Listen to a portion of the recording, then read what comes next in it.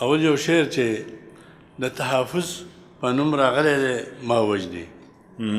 د تحفظ په نوم راغلی دی ما وجني جوړ د ځمکه رانه اخلي کساني ده او بیا د غزل مطلب حدیث ته به اعتراض بیا وکړم ویل ستا دا کجروي د بنده زړونه ورانوي خونه ورانوي ستا دا کجروي د بنده خونه ورانوي دا څنګه ده دا خو زړونه ورانوي ویم چې تصویر مې په غزل کې درله جوړ کړی ویم چې تصویر مې په غزل کې درله جوړ کړی خو ستا د ښایست زور رانه شعرونه ورانوي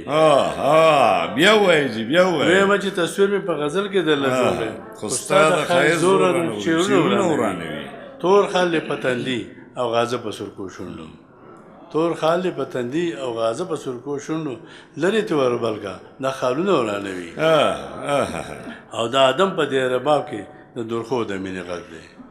د آدم په دې رباب کې د درخو د مینې غږ دی دا څه عجب نغمه ده چې غمونه ورانوي ډېر او ستا د حسن د رڼا دې لیچ ته ورته حیران یم ستا د حسن د رڼا دې لیچ ورته حیران یم چې مې سترګو کې غړېږي مې خوبونه ورانوي او څه وایي د بې رنګه سامراج